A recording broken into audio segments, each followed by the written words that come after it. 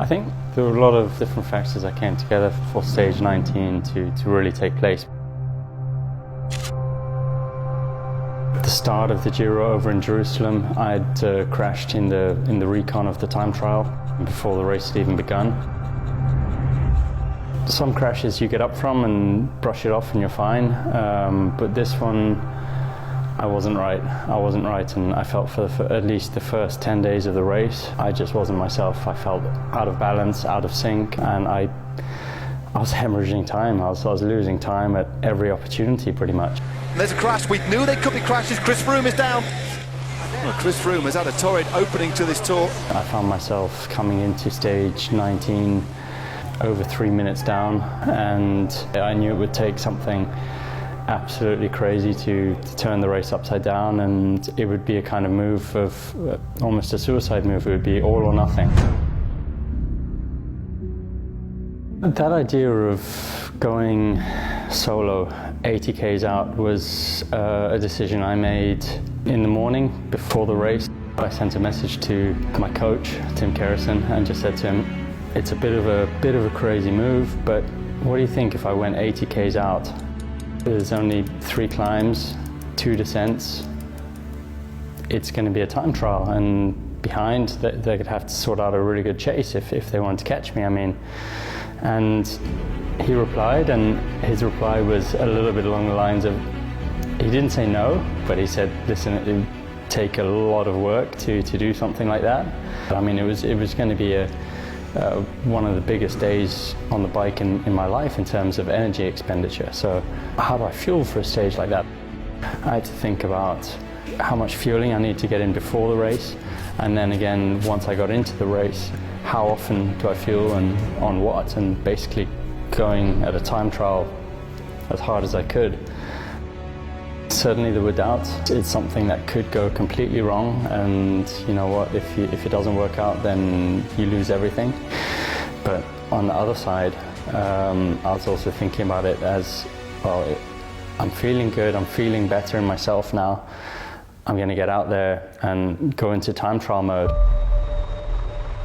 As things developed out on the road, Simon Yates had started dropping. He's right near the back, Yates, pink jersey. That's not good, that's not good. We hit the foot of the Finestra, and the team, I asked the guys to ramp it up through all the hairpins earlier on and make the race harder and harder, so for guys further back, it would have been quite tough already. They're racing this, they're not just riding tempo, they're attacking, they are racing this climb at the top on the hardest section now. Yates was dropped, Dumoulin had started losing teammates already, and I think only at that point did I really believe, okay, I'm going to do this now, this is the moment, it's now or never. Froome now, he goes on the offensive, he goes on the attack over the top of this final climb, and nobody at the moment can go with him. It was just an amazing feeling to see that Dumoulin and the other GC guys, they want on me, and that was where the time trial started. 4 times a winner of the Tour de France, winner of the Vuelta. Is he heading here to Giro d'Italia victory? Once I accelerated and I saw no one come with me, I just thought, stuff it, I'm going to go for it now, all or nothing, and get stuck into this. And even on this descent, he's taking just a few seconds. I wouldn't say I was taking risks on the descent, but I pushed on and went as fast as I could. It was just an amazing feeling to get to the bottom of the descent and into the next valley and just hear that the gap had opened up another 30-40 seconds just in, which is almost for free, if you like, because there's not really much pedaling to do on a descent. It's more about the technique and the lines you take. As the race went on, and that gap went up from 1 minute, 1.5, 2, 2.5, 3, and it was just like, wow, I'm now in reach of the pink jersey and the overall lead of the race. Chris Froome is now the virtual leader, the Maria Rosa of this Giro d'Italia. What a stage it has been. Being out in front just changed and gave me even more, I guess, to fight for, and that was just such an incredible feeling.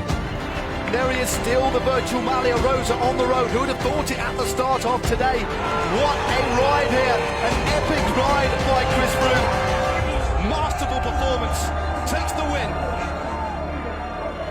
Today was about fueling, and today was about making sure that you can fuel a ride like this all the way through to the end, and that is fundamental. And so all the members of staff, every single one of them, myself included, have been out at the start of the road and put in place a fuelling plan for him to make sure that he would absolutely not miss a beat, because that's basically the game changer.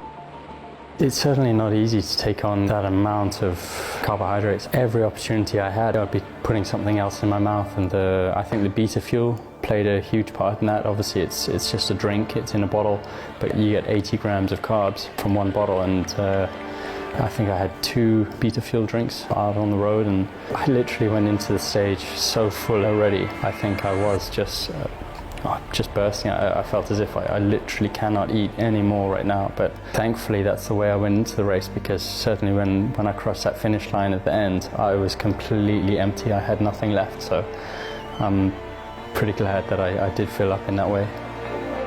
Chris Froome is going to ride into Rome in the pink jersey of the Giro d'Italia. This victory for me is completely unique. I've never attacked 80Ks out, and I mean it's just something that you don't really see very often anymore in professional cycling, and it's been a couple of decades since we saw someone win a Grand Tour in that kind of fashion. This is the moment that he's been waiting for. Chris Froome is the winner of the 101st edition of the Giro d'Italia.